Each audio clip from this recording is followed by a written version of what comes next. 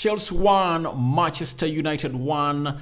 Game has ended level at Stamford Bridge. United continuing to troll. Teams coming in from London. Remember, they beat Arsenal by 3-1 at Old Trafford, and they went ahead to beat a side which goes by the names of Spurs by 2-0, and they've gone ahead to get a point at Chelsea. This fixture has really attracted close to 26 draws in it, and it's the most drawn fixture in Premier League history. Welcome to this channel, Rokani Media Football it is. Smash the like button, comment and share. If at all you're watching us for the very first time, lower right bottom corner and smash the subscription button. After smashing the subscription button, hit the notification bell that will get notified each and every time I upload a video onto this channel. Now today, it has been really a very beautiful game of football dominated by Manchester United. Chelsea spent 38 minutes of game of football not playing anything on the field of play, not until Kovacic was brought on for Cucurella, and the manager shifted from a 3-4-2-1 to a 4-2-3-1 system, and obviously that's when Chelsea started to go on and really move forward, and the second half at least was shared, and obviously Chelsea registered only one shot on target before a penalty that was not all that scary. And guess what? Scott McTominay is the one who gifted them. That is Scott McTominay gifting them a penalty, and obviously Jorginho comes in through and really puts it to the back of the net to make it 1-0 for Chelsea in a game that was so much dominated by Manchester United. And I believe even Graham Potter knows that they were totally lucky, because today they were really attacked by United in the first half, and Rashford had a chance to really kill them off in the first half.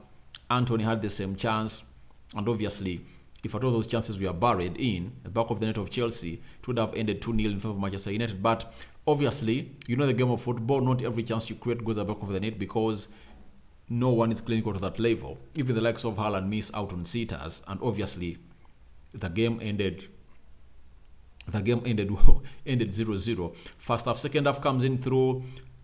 United plays very well.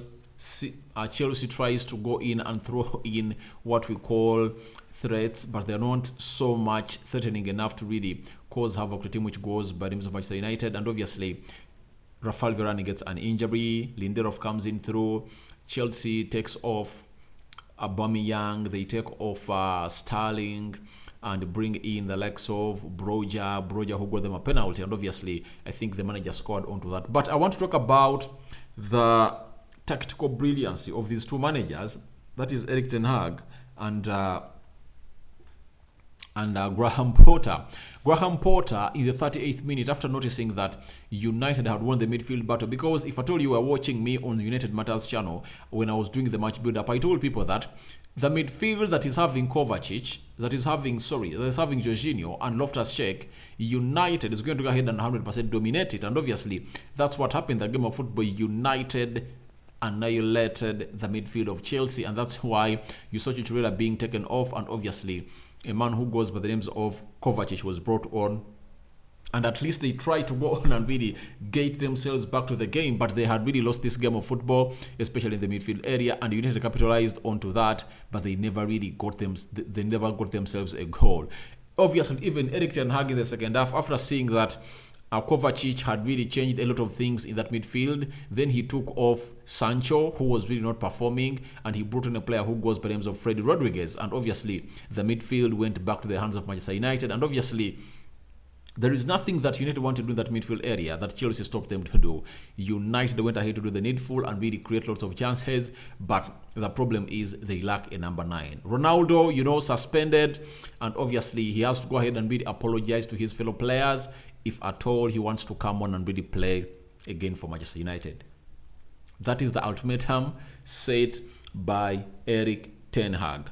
Then Antoine Martial got an injury in the game of Everton, played only 29 minutes, and he's returned to train, but not 100% fit. But let's wait and see on Thursday whether he'll play some minutes in the game of Sheffield at Old Trafford. That's how the current situation of Manchester United in there for you. But Erik ten Hag looks like he's really trying to go on and really fixing his style of play at Manchester United, and he's not far away from really getting 100% from what he wants from these players, because when you see United playing, you at least see those glimpses of the Ten Hag ball coming and growing game in, game out. For Chelsea, Graham Potter, I believe he's really onto a very hard job. But the good thing is that he's grinding in results. In the Premier League, he has made 2 draws and made 3 wins. That has kept him in the 4th place. And obviously, if at all he really finishes in the Champions League positions, he's really going to go ahead and really be one of those managers that is going to save his job. But I believe it's really going to be hard for him. Competing with Manchester United, Liverpool, and Spurs for 2 positions, it's really going to be hard for him to handle because the pressure is going to go on and accumulate for him. And secondly, this is the only team in the top 6. This is the second team that has played in the top 6, and that is Manchester United.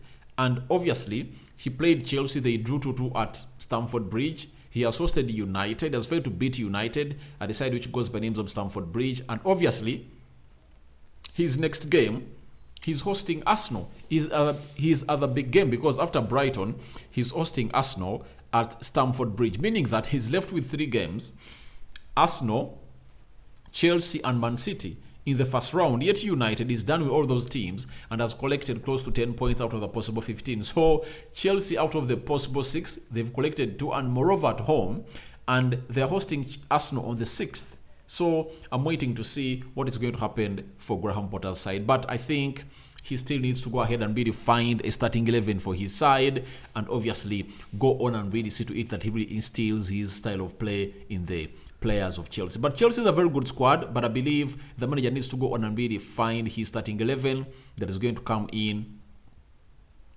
and fight for him and put in a fight for him every time he needs them to be here to fight for him. So Chelsea is really placed 4th with 21 points. United is placed 5th with 20 points. Remember, they played 11 games, and obviously Man City have won. They are just 1 point behind Arsenal, meaning that Arsenal is playing tomorrow at St. Mary's Stadium. They just win to go ahead and really get a win of any nature to go ahead and extend back to 4 points ahead of a team which goes by names of Manchester City. But Casemiro coming in through and putting in this header, guys.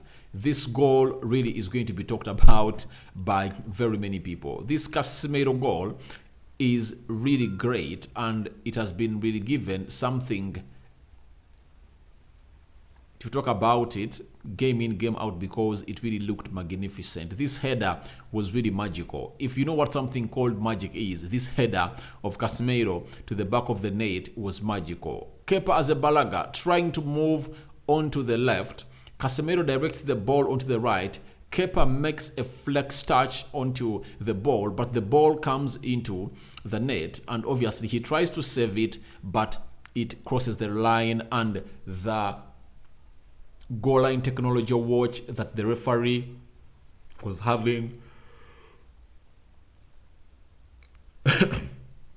sorry about that he was having onto his watch vibrated, and he pointed into the center line, and obviously this is why they told us that it was a goal. And obviously it was a goal, and Casemiro saved United for the day, because it would have been very annoying if at all United went ahead to lose this game of football after the display they put up at Stamford Bridge. Total domination, and obviously United didn't deserve to go ahead and really lose this game of football. I believe if at all Chelsea fans lost, they wouldn't have come in and really said, oh, we really never deserve to lose, because they did nothing.